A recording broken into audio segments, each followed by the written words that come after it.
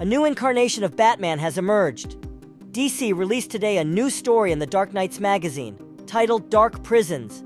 Issue 145 of Batman's main magazine kicks off a new arc, written by Chip Zdarsky and illustrated by Jorge Jimenez and Michele Bandini. In this chapter, several significant events unfold with the return of an important character from the current phase at the climax. Before we continue, subscribe to the channel, leave your like on this video, and comment. I'm curious to know your opinion on this Zur-En-Arrh Batman. Now let's go to the spoiler-filled summary. The narrative begins with Batman dialoguing with the Joker in prison, discussing the story the villain had previously told about Master Daniel and Zur. The Joker emphasizes that a considerable amount of time has passed since then, and the real Batman was out there restoring order in Gotham. Meanwhile, some criminals are committing robberies when they are surprised by a missile that destroys a truck.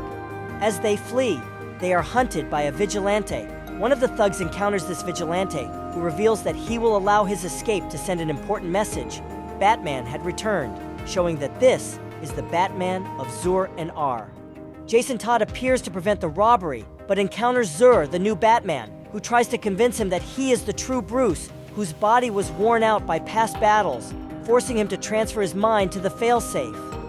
Jason does not believe and attacks Zur, who easily defeats the Red Hood, ensuring him protection as long as he does not violate the laws.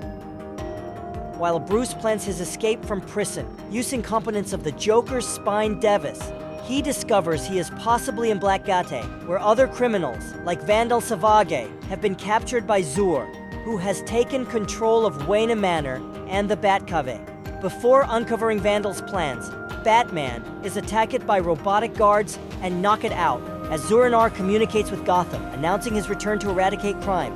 The Bat family questions the authenticity of this Batman.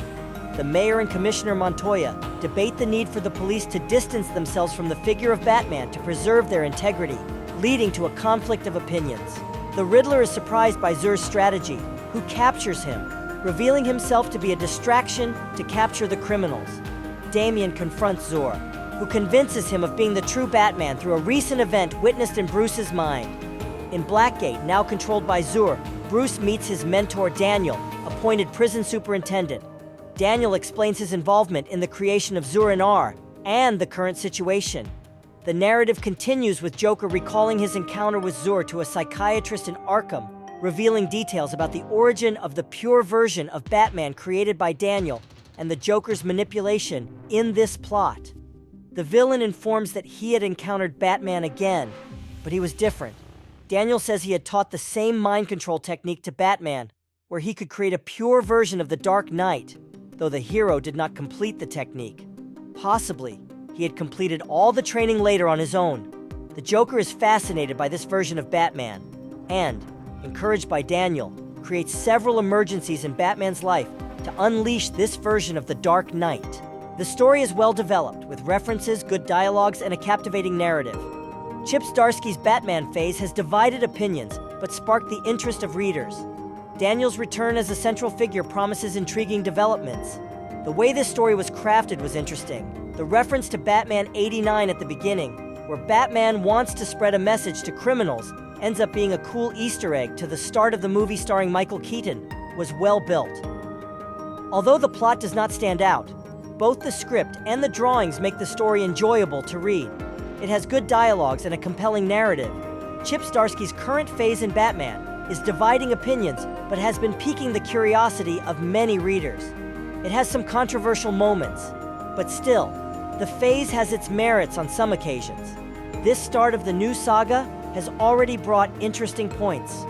While Bruce is sidelined, we see a pure Batman dominating the streets of Gotham, making this character an increasingly unbeatable villain.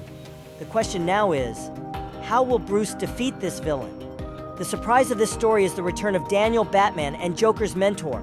We have just read the Joker Year One saga, where we believed that the Clown Prince of Crime had killed Daniel, but here we already have the twist. Now we have to wait for the next issues to discover the relationship between him and Zur-En-Arrh Batman, besides the fact that he helped Bruce create this division in the hero's mind.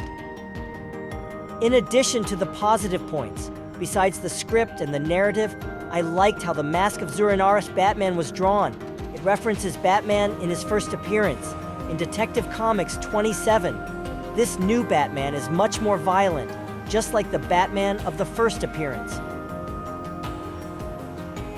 I also like how Jorge Jimenez draws Damian. It's really cool. On the negative side, I found the design of this new Batman strange. Apart from the mask that I liked, the rest doesn't stand out. It's not so striking. In addition, the Bat family seems not to have its deserved space in the story. They don't add anything to the plot.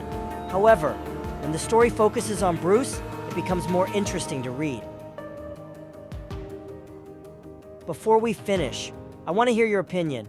Have you read the new issue of Batman's magazine? Write your opinion on the story in the comments. Subscribe to the channel. Don't leave without subscribing. Stay here. If you want to stay updated on what's currently happening in pop culture, in anime, cartoons, series, movies, everything, it's here, folks. You're amazing. I count on your participation in the next video. Subscribers. Thanks, guys. See you later.